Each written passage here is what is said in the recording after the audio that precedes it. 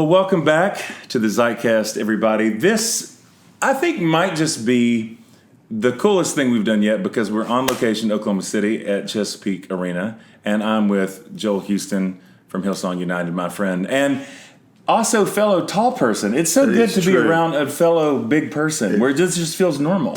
It doesn't actually feel normal. It feels strange to me. But I get that. I know what you mean. Yeah, I know for sure. But we embraced, and it was like we're right here. Yeah, like I had to, my arms came under. Yes. And I was like, this is strange. That's what it's like for every person who hugs me. Right, exactly. Yes.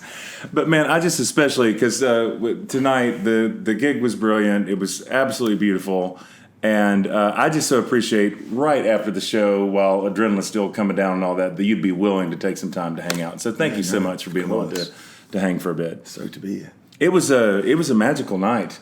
Yeah. And I was saying, I was so struck by many things, but like the just even the scope of it. I mean, we were talking a little bit before about, and I promise I don't just go around going to concerts all the time, but I was in Houston a couple of nights ago and went to see the National. And National's one of my favorite bands. Mm-hmm. I come in tonight and I was being like, wow, this is a bigger show than a National show. I mean, it's like, I mean, not just production either, just kind of the scope and the scale and the energy of it. I mean, wow, this is really, really special. Yeah, it's wild.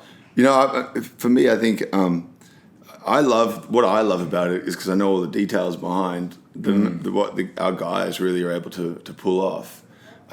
Because we likely don't have the same kind of budget as a lot of other people. Sure. Which is fine. And we never have, and we likely never will. But what you get is this mass buy-in to kind of like pull off the impossible, and then it forces, even in that process, it forces us to find better ideas. So it's like, what could we do? What's going to be helpful? What's going to be useful? Yeah. And so a lot of it is bringing a big room, trying to make it personal, and it's using that. Because there's people who are like right up the back, and you want them to feel engaged and so forth. So it's like, how can we use what we have, whether it be lighting, staging, all the rest of it, to kind of create some kind of immersive experience, not just for people who are right at the front, but for people who are right at the back. And that's always the challenge of it. And then you come up with these great ideas and impossible ideas that then force us to think of something different. You go, oh, hang on, that's actually a better idea, and we're actually going to be able to afford it, and da da da. And so we have this team of guys who work so hard, and like they're just amazing. And so when they apply their gifting to what they're doing, and some of them are like carpenters, and it's like as remarkable to me, if not more remarkable, than what you hear when you hear Taya sing crazy notes, because they're just doing what they do well, and they play a huge part in this as well. So it's pretty fun. Wow. Yeah, but it comes with challenges. Oh, I'm sure. I'm sure.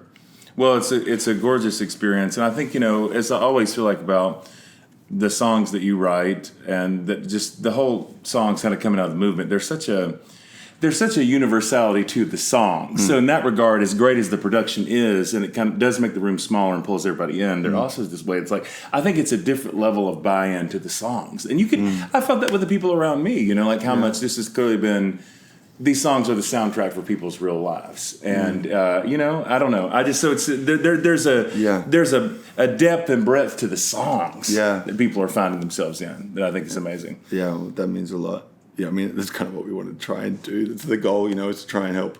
I always think about, like, so often, sometimes you have a song, it's like, I'm sure this is the same with when you have a sermon. Or, sure. Like the book comes out, it just flows, and it's easy for you either because it's something you've meditated on, or it's something you've chewed over, wrestled with, and then it comes out naturally, or it's just it's like God just flows, like the Spirit just flows something out. Yes. But other times, it's almost like you have to. It feels more like going to work. Yeah, for sure, absolutely. And you have to almost. So what I do is, and it could be a friend. It could be a friend I know who's going through a particular season, or is going through some kind of thing. Or it could be someone completely made up, imaginary, but I'm sure there's millions of people like this person. And so I'll write a song with in mind, okay, there's a 25-year-old guy, he's been working his whole life to try and get a particular kind of career. He's been through college and he's finally there, and it's not what he thought it would be, and he feels like he's wasted his life, and he doesn't know where God is in the midst of it, and suddenly he's an adult and he's out of home, and all the stuff that that his faith has been built on is kind of like crumbling around him, and he's not really sure how to navigate this season. So what kind of song can you give that guy? And that really helps for me to still make it authentic, even though the words it's not necessarily something I've been through. Right. But then there's universality in that too, because whatever that comes out and isn't as specific as what maybe I just described. And so you find, you might have a song where there's just people on different sides of the room in completely different scenarios, and yet it speaks in the same. And that's what God does, and that's where, you got to trust the Holy Spirit to do the real work, because the song's not going to change anybody's life, but it can act as a vessel for God to kind of, like, maybe just to open the door, open the heart, or like close off the mind just enough for people to kind of experience the real thing. Absolutely. Oh, that makes so much sense. And I know this, like, for me, like, the most visceral worship experiences, that I've had aren't in a worship service. Oh, sure. Ever. And that's, and I can hear music that is in no way, shape or form written for the glory of God, and I just see the glory of God written all over it. That's because of where I stand. Yes. But it goes to show, it reveals to me that, like, one, that God is the author of creativity. Two, that, like, he uses all kinds of things to get the job done that we tend to kind of, wrap up and push aside and go, well, that's not godly. And I'm like, well, it might not be godly, but God can still use it, Absolutely. And so I think it's got a whole lot more to do with people are at. So the journey of a night like tonight is, and it is a journey, you've got to kind of take people through this kind of different thing, is that hopefully by the end, they're just not thinking about all the stuff that maybe they came in carrying, preconceived ideas, mindsets, whatever it might be, that they're able to kind of like put the guards down just enough for them to have some kind of real experience that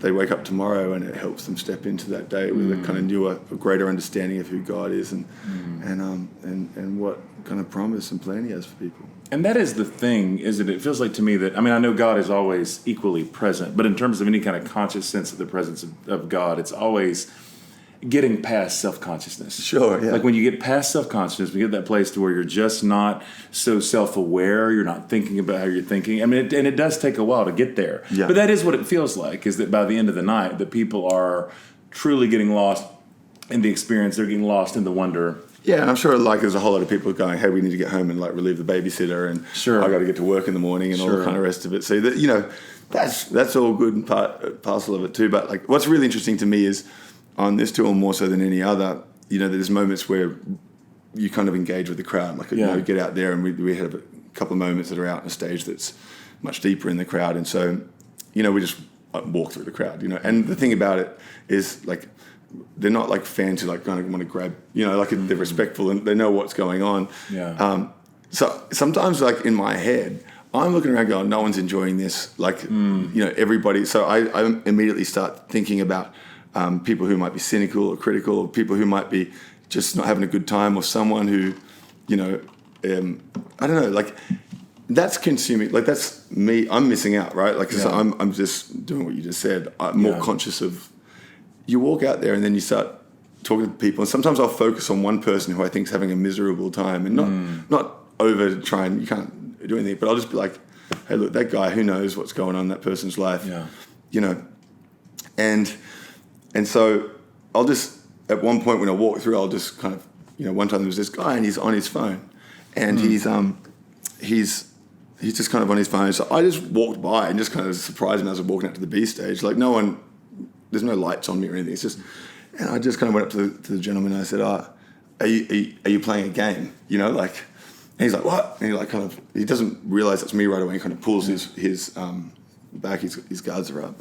And I said, oh, I'm sorry. Like I said, he looked at me and I kind of just walked off and went up to the B stage. We sang these kind of acoustic songs. And then on the way back, I was walking back and there was, these two kids, they were probably like 10 or 8, I don't know, like, and I saw them, so I just kind of went up to them and gave them a high five. And as I did this man grabbed me and I didn't realize, but it was the same guy. And he pulls me in, and he says, he goes, I couldn't understand what he said right away.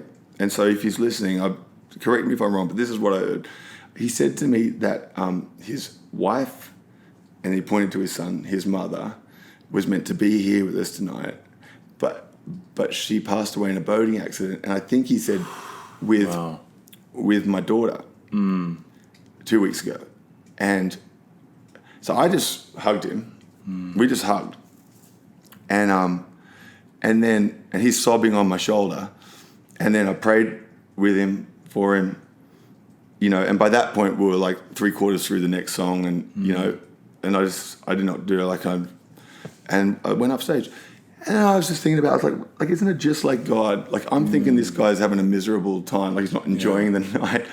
I walk by, it's completely random. There's 200 people on one side that you walk by and 200 people on the other, who are just on the aisle.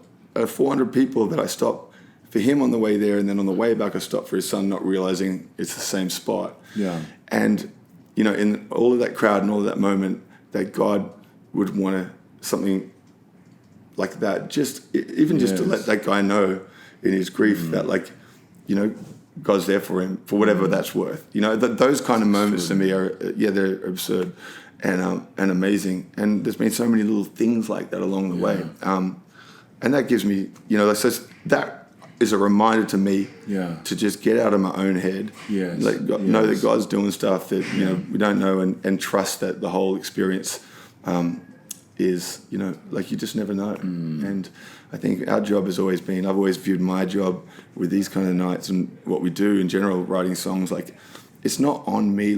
The end result is not on me. I can't control that. But the process, the journey of, and the motive and the intent and being, all of that stuff, that's something I have to nurture and steward well. And if we do, and by we I mean because there's a huge group of people they're involved, I feel like one, it takes the pressure off on the other side. So whether something's successful, something's not, whether it gets acclaim, whether it doesn't, whether it doesn't really matter. You just have to trust that God's using it. That story that you told is so profound on so many levels, but one of the things it kind of speaks to for me is this idea that, and I feel these things happen in the room, because let me see if I can say this in a way that makes sense. I mean, I feel like on the one hand, and this is one of the things that I love so much about what you're doing, and I think is so interesting, and it's funny, even before we were talking about everybody makes fun of me at this point. It's a cliche, my love for U2, but I always talk about U2 as my reference point. I love U2. Okay, well, clearly, because the thing that's in you, it is big. It is it is arena. And yet, No, I love U2, but I love... Oh, and also U2, yes. That's amazing. But there's this there's the bigness of the songs, but also the kind of artistic integrity and credibility. Because even hearing that story, that's one of the things I love about you guys. It's there's this way in which, so people are singing these songs around the world, and so it's hitting a main artery, and in that regard, it's it's top 40. I mean, people love these songs, and in that sort of Lennon-McCartney way, of worship, people hear these melodies and they feel like they've heard them all their life, and they just know them, and and that's wonderful. And yet, I feel like, and all the more with the last record. And I feel like it keeps moving in that direction. There's a grit that's there, a sense of reality that's there. And when you were addressing the crowd, when you took about maybe 6 or 7 minutes to just talk tonight. But who's counting? It wasn't like that. But definitely not me who preaches for an hour at a time. Yeah. But there's no sense of worship as burying your head in the sand. There's very much this sense of you're a person who knows what it's like to be in broken spaces and seems very aware of what a broken moment this is for so many people, even in terms of culture and stuff, and that reality is fully embraced here. So so it's not. There's a kind of transcendence that happens here, but it's not escape. It's not escapism. Yeah. Well, I mean, I think I've seen the depth and breadth of, of all of it. When it comes, especially to say corporate worship, and it's. So I've seen, that there's maybe. I don't want to be critical or anything, because I think there's room and space for all of it. It's not for me to think that like there's got to be one way to do it. See, I don't think our churches should look like this. This is not. This is a church service. Sure. But this is like, it's at an extreme level, like, because we have the opportunity. We didn't plan it this way. I think I mentioned this tonight. I'm not sure if you heard it, but I was just talking about like, I've been doing this for 20 years, and I thought that the last time I would do it would be the first time I did it. That was like, oh, cool. That's cool. Like, and then the next week I thought, there was no plan. I had no desire to grow up and be like a rock star or worship artist. Yeah, well, I do want to be a rock star, but that's different. That was different. But this is like, no, I think even if you showed it to me as a kid, I'd be like, oh, that's not going to happen. Two, I don't know if I actually want to do that. Yeah. I've got these other things in my heart, Yeah. Three, so the whole journey of getting here for me, I would say it's the same with all of our guys. Mm-hmm. Is there's this really healthy reluctance. Yes. Yes. It's not like everybody's clamoring for position and to sing a song. Like none of these guys would ever be like, oh man, like I should be singing that song I wrote, or whatever it might be. Like it's the complete opposite. Yeah.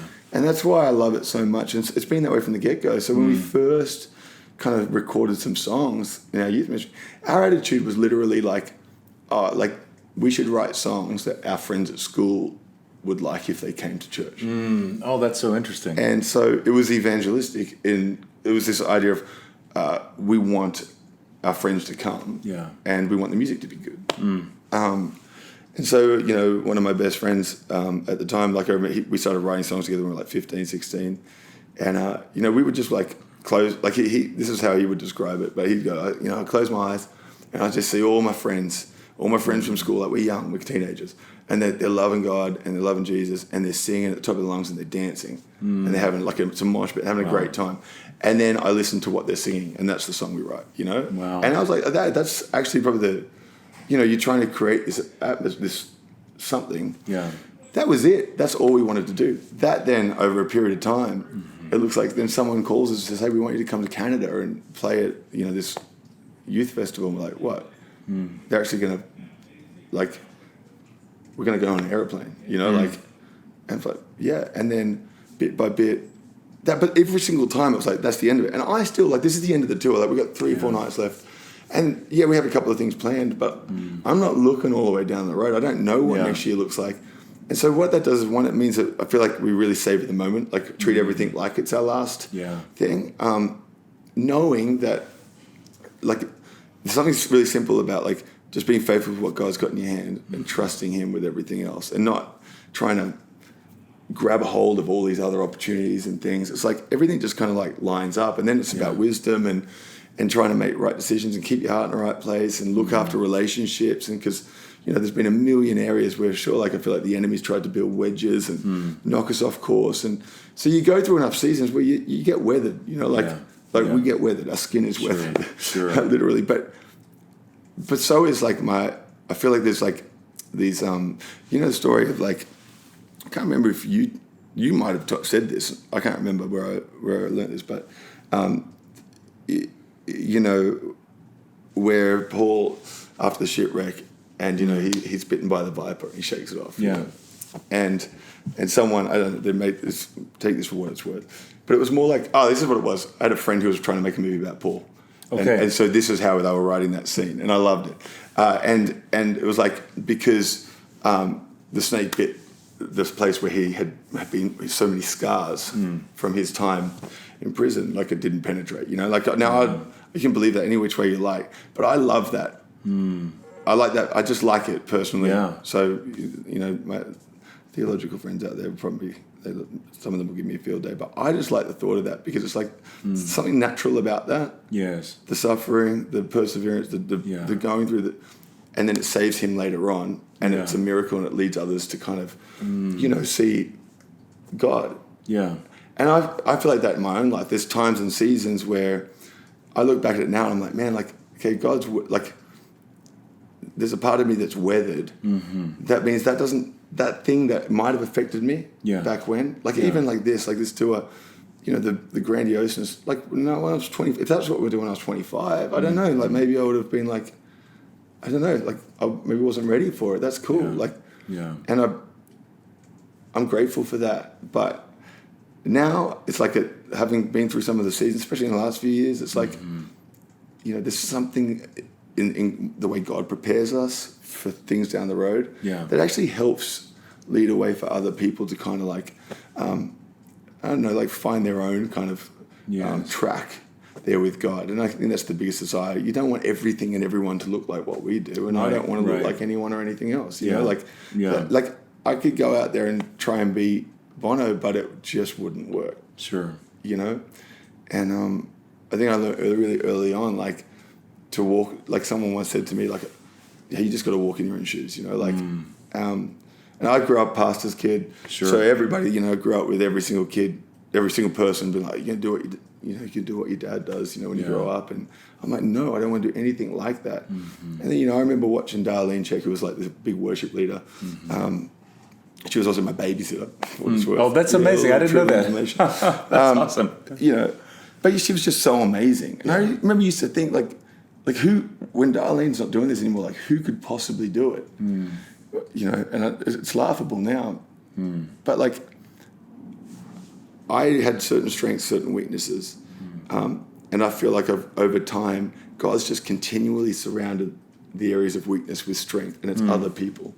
And it's relationships, and it's people like Jad. It's those guys I'm standing next to tonight, all of whom have run their own journey, got amazing, but they literally complement each other's.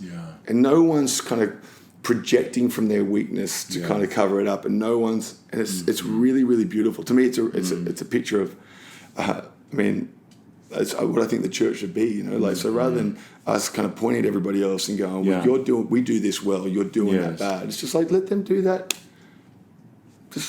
Just do what you do well. And trust that God's using that too. And I know there's a time to call people out. There's a time to but I think the way, we get so sidetracked, and that's what we're not aware of. All this to come back to your question. No, this is so good. Is like, us, when you talk about, our self-consciousness and projecting from that place, like all that comes across is striving, ingenuine. Like the more we try it's like humility and pride, so like false humility, it's just pride, right? Like it's just that's right. It's kind of obvious, especially in our culture. Like people, it's on the nose. People see through it. And so someone's genuinely trying to be humble. And they might be even telling themselves, like it's just obvious to me. Like, because the real, to me, the humility is just honesty. Like it's just being true. Like, and I think that just comes across. It's intangible. And so if some person's not aware of their own kind of, like, if they're trying to cover up for, say, insecurities or areas of weakness and try and project in that space by being better, or maybe even trying to cramp someone else's space or overdo it, it doesn't work. Right. And the opposite is true as well. I believe that is, if we don't allow other people to operate in their strengths, it just exposes our weaknesses more. And we think it's not. Because we think that, if they get great, then for some reason that means that there's less of the pie for me or whatever. It's an absolute lie. It doesn't work that way. Every time you make room for other people, it's like you lift the lid on what you're doing as well. That's been my experience, I love that. So sorry, I didn't even know that answered your question. If you have no, this is so good. This is so good. It's late, guys. It's late. This is what we do. No, this is perfect. I love that. I love this after show again. Like while the adrenaline's still coming in, this is perfect. Thinking a little bit about, because you do strike me as such a genuinely humble person, not falsely humble, and I think some of that, and I wouldn't say any of this, of course, if they weren't things that you've already talked about publicly. But I remember when we kind of first connected, because of course I love your songs and love your music. I was shocked that you had read the Shipwreck book at all. I would know you didn't know who I was. But just as you've talked, even this last season and before this record and all that sense of kind of hitting a wall, and what you talked about. And of course, this is not nearly on the scale that that you are, but as a preacher's son, my grandfather's a preacher, always having this sense of living within a certain script and certain kind of pressures and expectations, but just that whole experience for you, even of being who you are, and when you're on your own kind of faith journey, and you do kind of hit an iceberg, but you're doing that in a context where you're leading people and you are writing songs that people are singing while you're still at a place where you've still got stuff to figure out and you're still a human being. Like, what's that been like for you?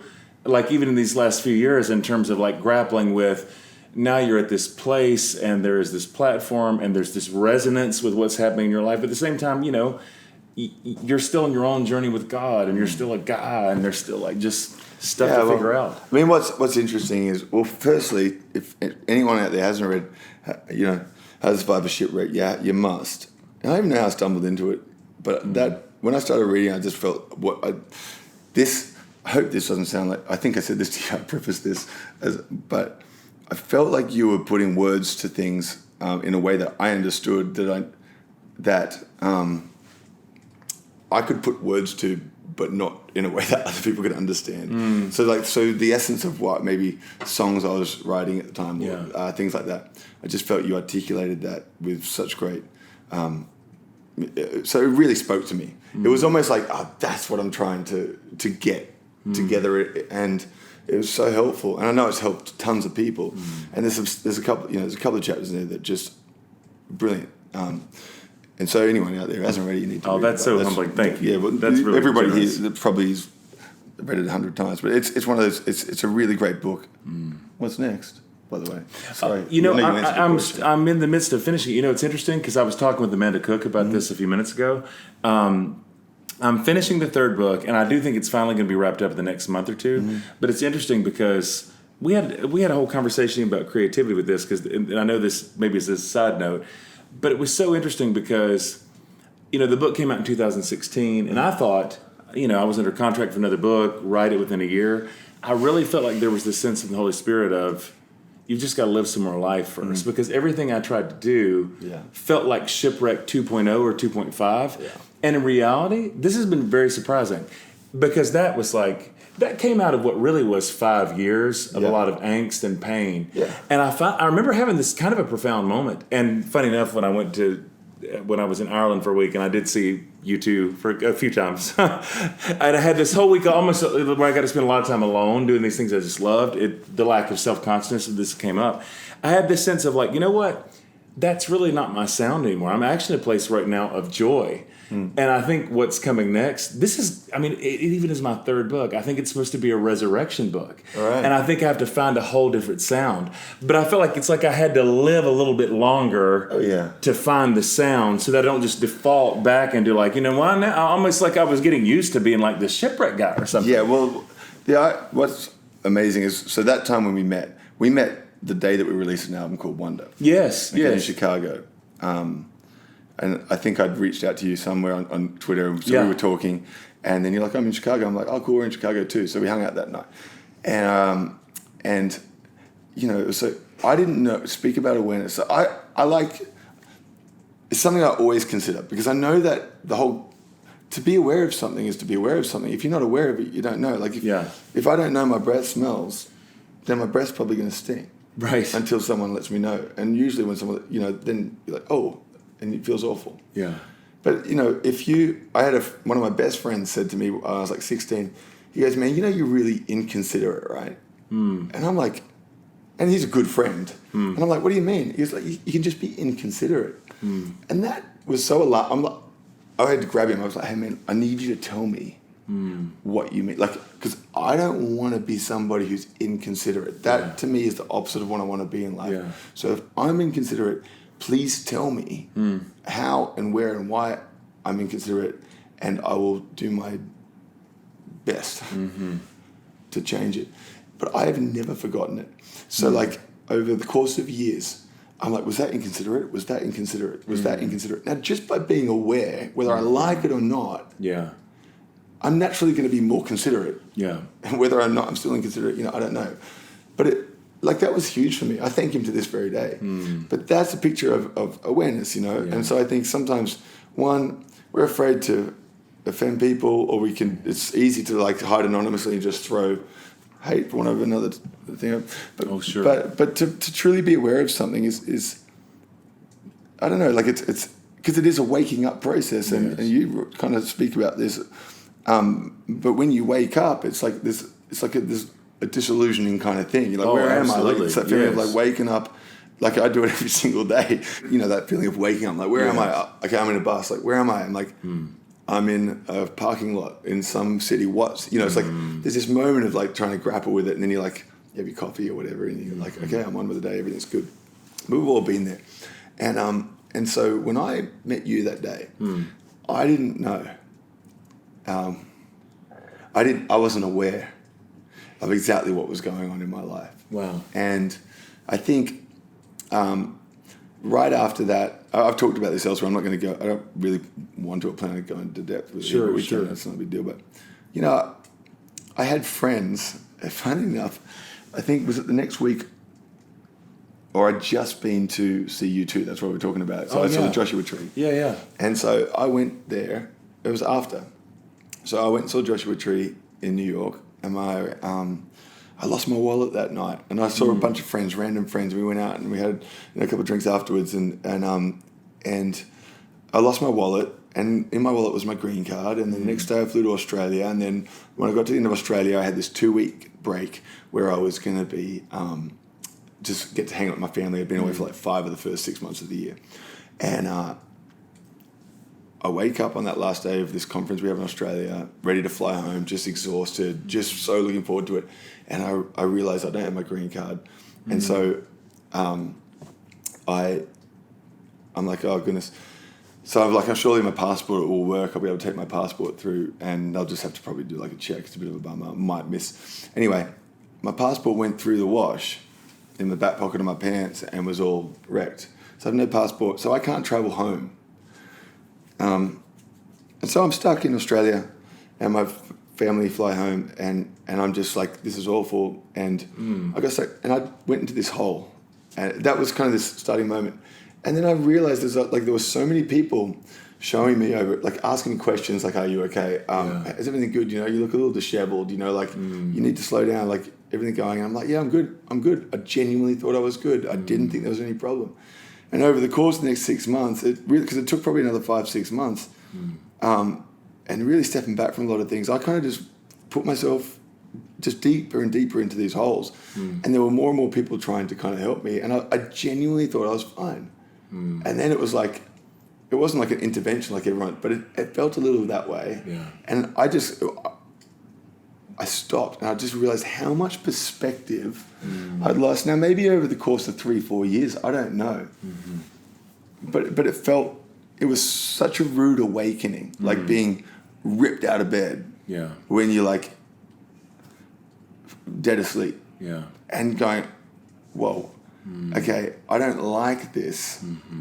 I don't want to be this person. And then it was only then I started to stop and really look at what was going on in places in me that I just conveniently pushed aside just to keep going. Sure. And to like, you know, and it's like it's like muscle, you know, like you build muscle up, you know, that protects you from actually being aware of some of the things that are going on. Yeah.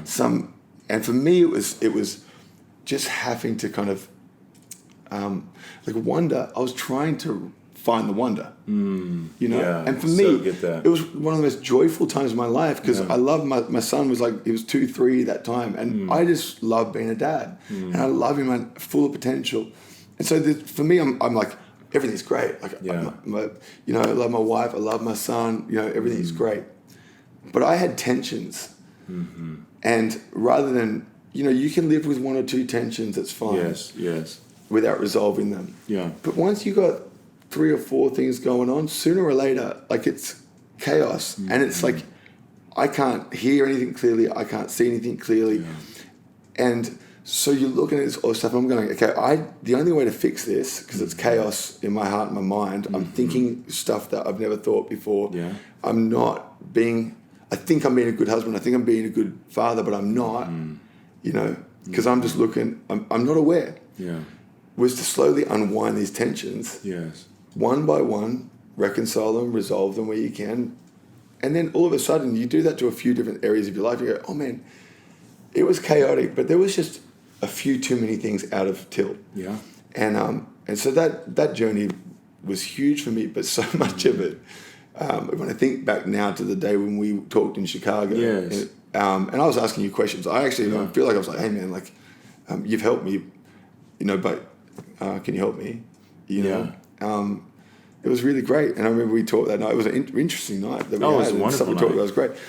But yeah, I just was not aware until much later. And it's now when I look back at it, I go, oh my goodness, like, I was inconsiderate or I had bad breath and I just had no idea. And, Joel, not to take this in a whole different direction, but I think it's interesting. Did you say you turned 40 at the end of this week? Mm-hmm. Okay, I'm 41. And I really think there's something to, and I think this is even beyond sort of stereotypical like midlife stuff, but I think kind of even through like my own shipwreck journey, one of the things I read about, there's this poet, Robert Bly, wrote a book called Iron John, most profound book on men and masculinity I've ever read. It's not cheesy at all. I mean, it's very like, it's, I don't know. It's not just kind of like, let's wear camouflage and go in the jungle and find ourselves or something. Like, it's very profound. And one of the things that like he got at, and I remember at the time when I read this, it almost felt so intuitive, so prophetic. Like I almost wanted to throw the book across the room, like in the Neverending Story. Like I can't handle this. Right. But he talks about how, like, especially if you're kind of like, if you're a boy who more or less is good, who tries to do the right things, who kind of internalizes everybody else's expectation, does what's right, how you hit a certain point. And he says it's typically, I don't remember exactly how he words it in the book. I want to say he says roughly between 35 and 40 that the tensions inside internally are so vast. Like there's all these unresolved things. You end up kind of absorbing everybody else's expectations for you, so you start doing that. Sure. And you have no idea what's going on underneath. But it's typically in that age range for a man in particular that in some way or another, that conflict rises to the surface. Yeah. And it'll feel like something's happening to you. Yeah. But it's more like you're engineering that because the rift underneath is so deep. Yeah. You need a way to kind of work that out. So it kind of has to come to the surface so that you have to confront those tensions and have to like wrestle with, okay, like who am I in the midst of all these things? Well, yeah. And I mean, I feel like it's interesting, because it's physical, it's emotional, it's spiritual. Yes. It's all of these things happening at the same time. Okay, like, I'm afraid to play basketball because I don't think I can dunk anymore. Right? Okay, so I was like, that's a thing. Oh man, okay, I might never be able to, do that again. I've been able to do it since I was 17, 16. Like, so there's this side of it where you physically. You're going through a transition. You've got emotionally. I mean, what you just kind of spoke about, especially with like trying to figure out how am I supposed to take care of myself? Yeah. And I've got to be this for all these other people. And I don't know. You're on the other side, Raw talks about it so good. I read Falling Upward. Yes. On the other side, even right after, I remember reading it again, and it went from something I'm like, I read it, I'm like, oh, that's great, like I know this. Yeah. But then when I read it again, I didn't read it all, I was just skimming through, and I was like going, okay, like it's not enough for it to be here, it has to become flesh and blood, That's right. like the revelation, and the only way to go through that is to go through it. You got to wrestle it, and so it was really wild because, again, coming back to that awareness thing, and I know you have already tried to change subject, but no, not at all. But being aware of something because it's actually physically, spiritually, emotionally. Yeah. Okay, this is what, and then you read something and you're like, oh, this is real now. Like, this is real to me. That's where it hits the road. And I think the same is true of when it comes to all the things with our relationship with God. You grow up in church like we did, Sunday school. All the stuff. Like, you know it. You live from this place of I get it. I know it. I believe it.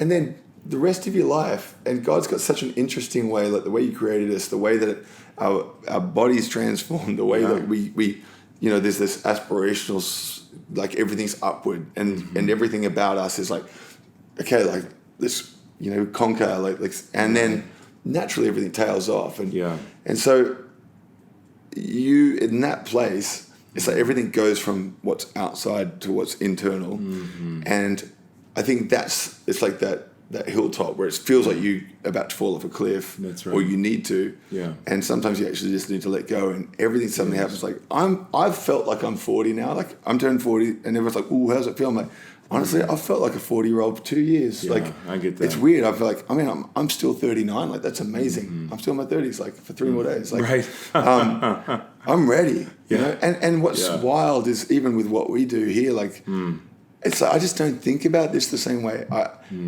The thing that really helped me is I got to the other side of this kind of season, and I just realized that I don't know that I've ever fully had like a concrete purpose. Like I know I have purpose, but my purpose has been much more just trusting God. Yeah. Whatever that looks like. It's not like, man, I've got a calling to be this, or I've got a calling to... I've never felt like I've had a calling for anything. Never felt like I've had a calling to be a songwriter, anything. So interesting. I've just written songs. Yeah. There's things in my art that have been there from the get-go that I still haven't done, and I hope to one day do. And now all of a sudden, what seemed like impossible, or what seemed like I was casting aside to do this other thing, it's like by doing this, I found myself in a place where this stuff is actually...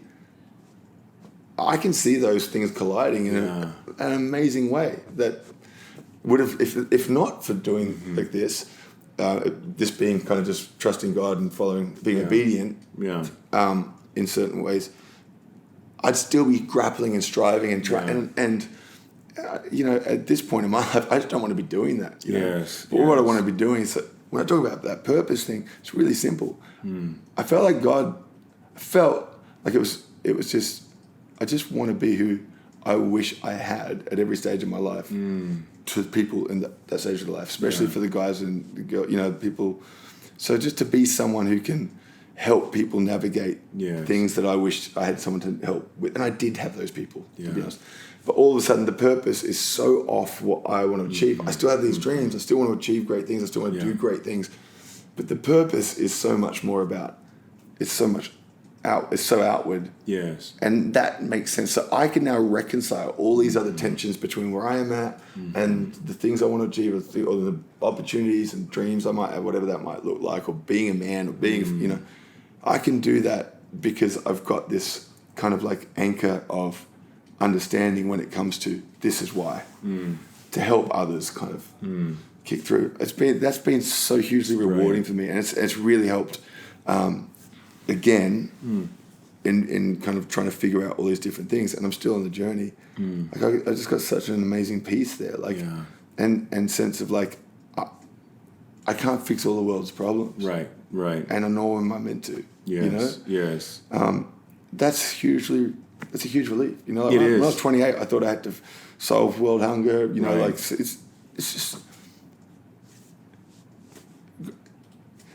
I don't know. Yeah, I'm cool with like just going, all right, maybe I'll just write songs. That's not it. Yeah. But if that's the best way that I can, you know, use my gifts or use whatever opportunity God's given me, great. You know, it's not, like I said, I've never wanted to just write songs. It's not my thing, but I'm cool with it. That's what faith looks like to me, right? Oh, I love it.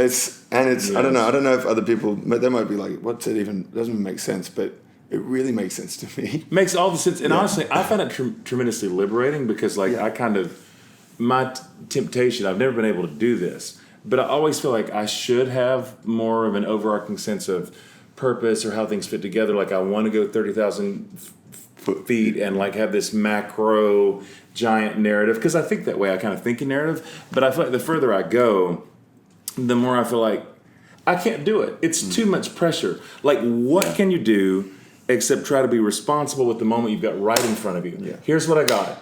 I'm inspired to write a song today, or not. Here's this relationship. Here's this thing that's right in front of me. All I have, like, is this moment. And to trust that somehow, I mean, that's almost more and more kind of how I'm thinking about God these days, is that whatever else we believe about God, that God's the one we trust to build a narrative out of all this. All we can do is, like, live into that moment. Like, anything else is above my pay grade. But if I don't think any further than to try to discern, okay, what am I supposed to do in this moment? Okay. And then, but it's not up to me to build some kind of master story and to plot it and to script it and to build it. And here's, you know, that stuff is just above me. And I feel like I'm getting to this place where I was with my friend Juanita Rasmus a couple of days in Houston, and she had this image for me was very powerful because she's kind of like of seeing me, and she's, you know, her and her husband pastor this amazing church, very kind of a black Methodist church. It's really beautiful. But she had this image of, like, me riding a tricycle, like in a circus, like in a big top, and, like, riding high wire. It's what my life feels like. But her prayer for me was that you'd learn to have fun while you're riding that high wire. And that's what I feel like right now. Like, I'm just going to, like, do this, and I'm not going to overthink it. and I'm not going to overanalyze it, and I just want to be present. I just want to be here. I mean, I think that's hugely rewarding.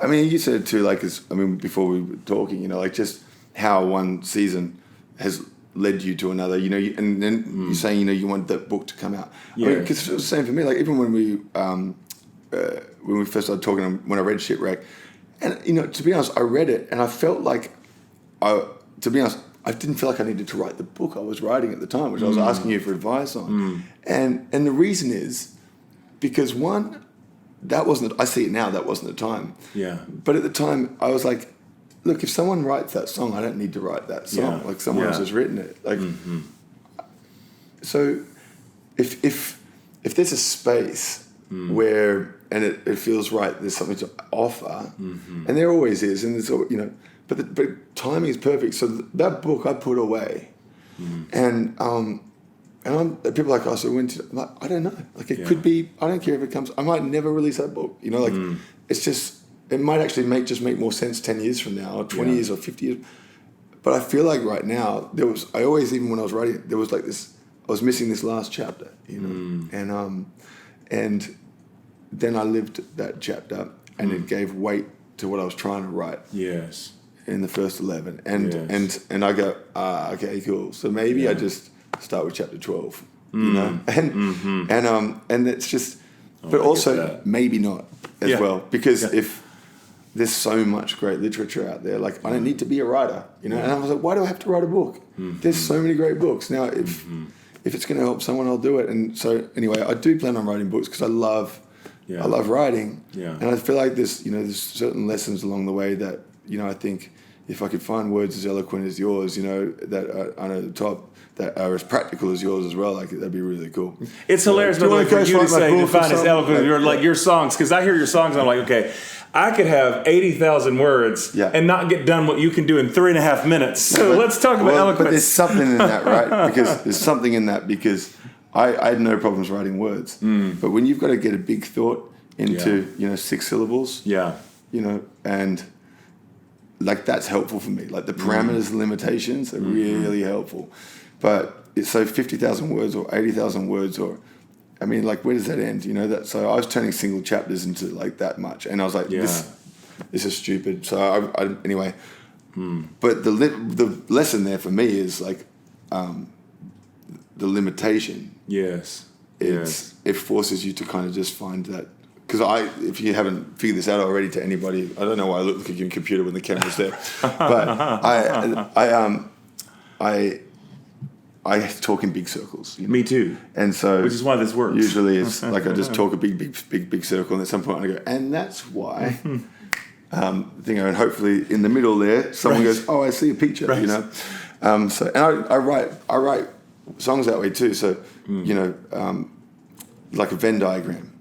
It's just like, here's a circle, there's a circle, there's a circle, and then in the middle you get this, this crossover, and hopefully there's a little space in the middle where those things kind of combine, and those 3 colors combine, and people get a full image of whatever it is that hopefully God wants to say, not me so much. Yes. It's cool.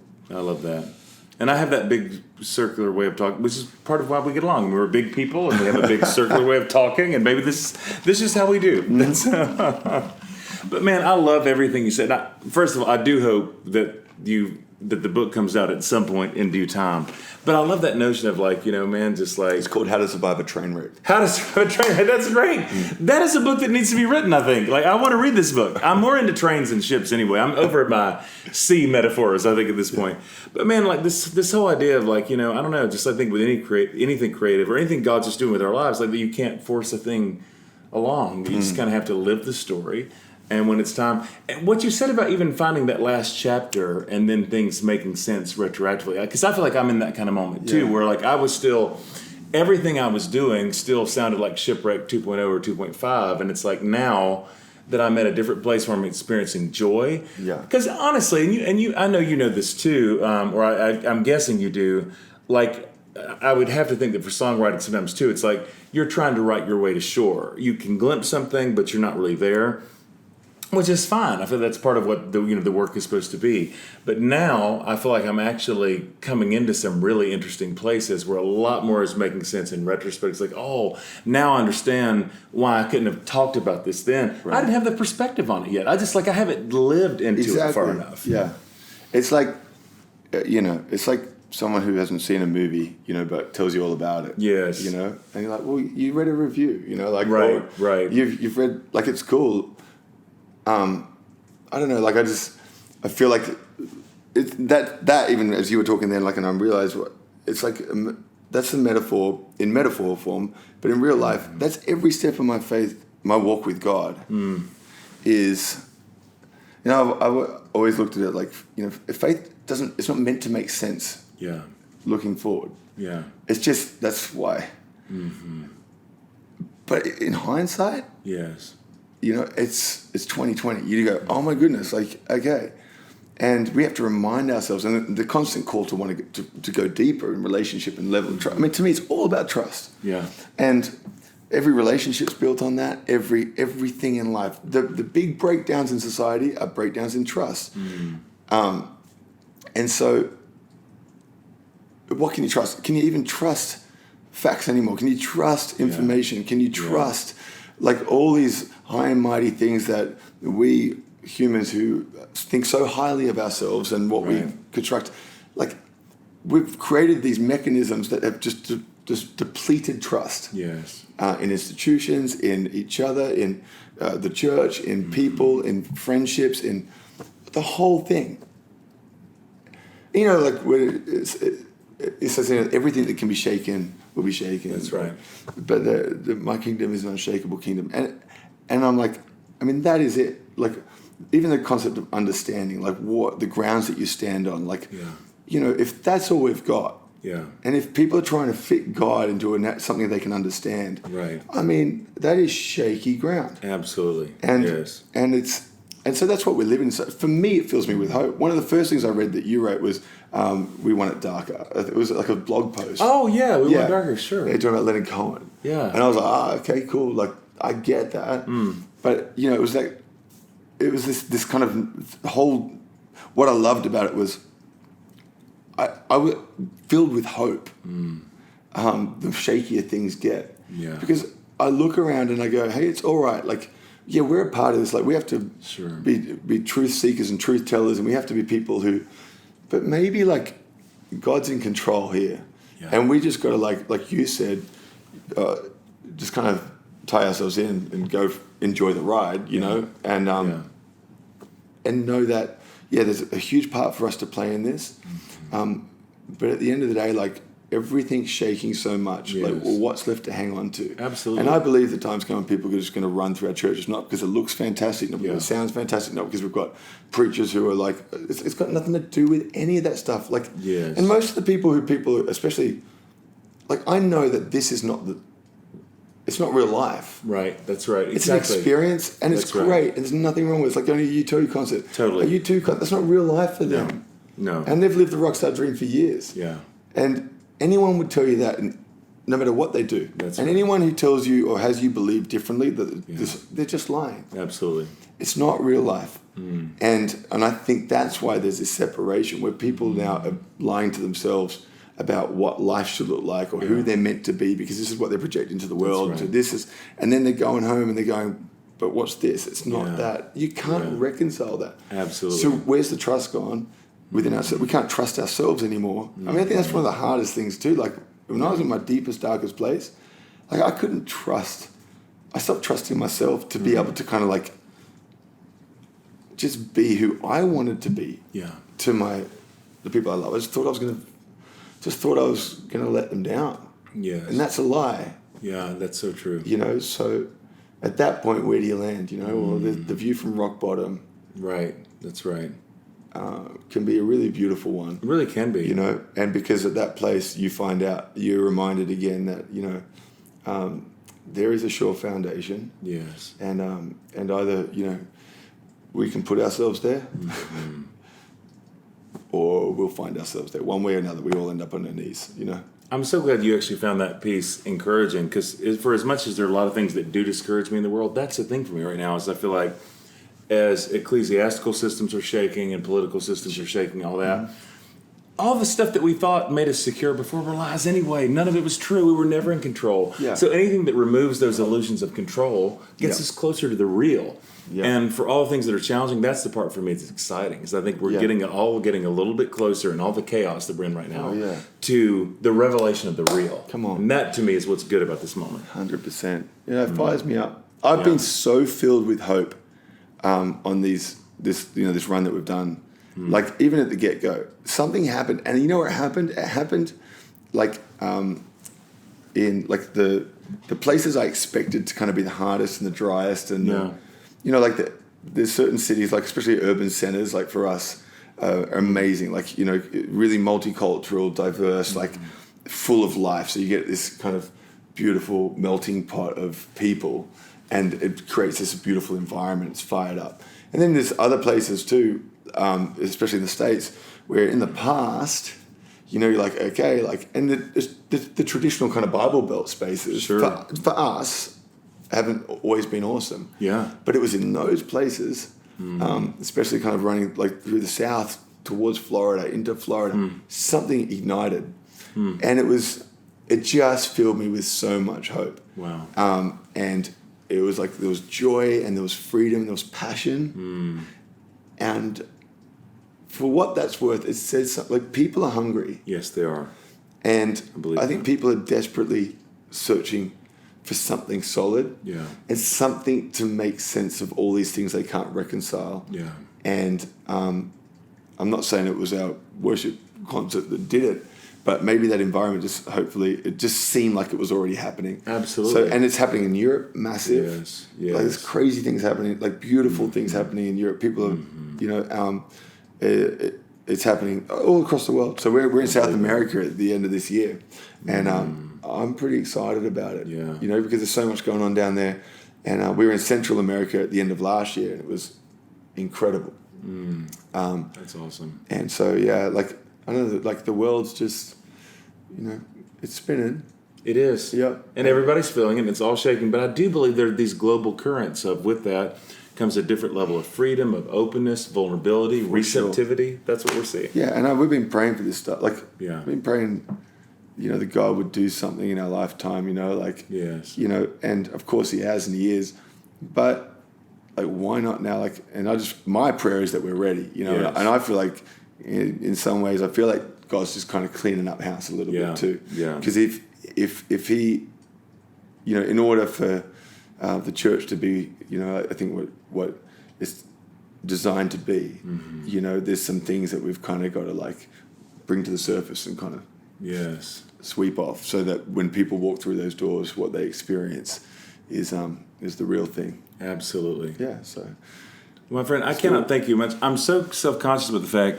It is now like a full hour in after the show. I can't believe that you would take this. Man, this has been such an honor and so much fun. And I just feel like such a kind of soul connection with you. This has been beautiful and so good for my own heart. So thank you for willing to take the time to hang. And I hope it was helpful. So good. Would you mind? I thought even tonight as you did this, it was so beautiful. It doesn't have to be anything like long, but it's so interesting how I see some of this happening in digital spaces. If you would feel comfortable just praying for us in any way you'd feel so led, I just love right now, like, you just never know what kind of little digital sanctuaries people are, because I do feel like... Am I praying for you or praying for people? For people. Okay. But if you want to pray for me, I'll take that too. So whatever direction you want to go with that, I'm down. Yeah, for sure. Well, God, we're grateful. And we're grateful for all the things that are obvious. And we're grateful for all the things actually that are sometimes hard to reconcile. Yeah. But we know that you are true and that you are faithful and you are good, and you're always moving parts that we don't see in ways that we can't imagine for reasons that are far beyond us to kind of comprehend or put together in our own strength. So we're grateful for those things. And so I pray for people right now, wherever they are, wherever they're watching or listening, that they'd be reminded again that you are ever present. Like, that is massive, and we're grateful for that. Like, you're not removed. You don't distance yourself from our circumstances, our challenges, our questions, our doubts, our fears. In fact, you show up in the middle of it. And so, God, I pray that you'd give us eyes to see, Yes. more importantly, ears to hear what it is that you're saying, what it is that you're calling us to, what it is you're wanting to reveal to us in ways that really, even if it's uncomfortable, help us kind of break off some of the shackles of the old skins and step into this new one that you've called us into. And God, I pray that that'd be a process that we wouldn't wrestle, just with, rebelliously, but it would be one that we would like wrestle and embrace in that kind of surrender sense. And that you'd constantly be bringing us back to that place of surrender and gratitude, saying thank you and saying sorry, and being prepared to kind of be people who constantly take that road when it comes to others in our life. I pray that people right now, like maybe who have real questions and doubts about their calling or like what it is they're on planet Earth for, God, that you would open their eyes to see that it's right in front of them. And I believe that too, for what it's worth to anyone out there. I believe that, you don't have to look too far. Look at what's right in front of you. And so, God, I pray that together you'd continue to lead us into your truth. God, that your Spirit would continue to mold us and shape us into the people you're calling us to be. And God, more than anything, that this church that we're a part of, like the church, the body, that you're leading, that it would continue, that we'd understand our part in it and just play it together, because I know it's high time for us to be who you've called us to be. So God, I pray that I'm speaking over everybody. Let's just play our part in Jesus' name. Amen. Amen. And I thank you for this, man. Oh, it's been, yes. Yeah, you're ready. I'm grateful.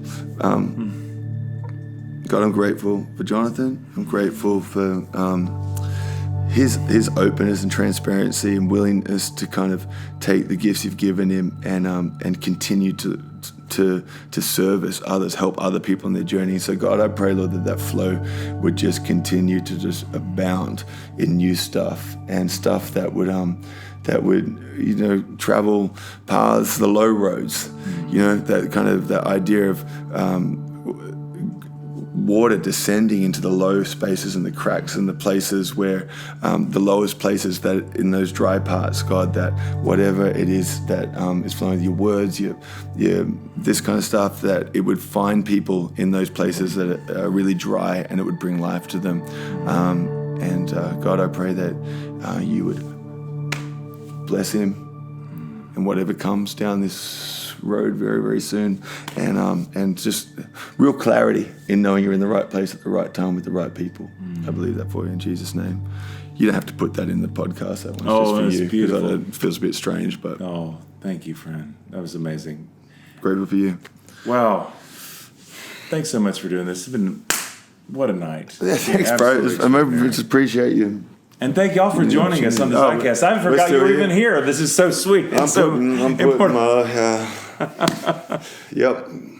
Bedtime. That's socks. awesome. No, what time? It is actual, I don't think we record anything at 1 in. Yeah, I think the bus leaves at 1. So. Oh my God. Well, thank you again, friend. It's been so Appreciate special. it, man. We'll bye, everyone.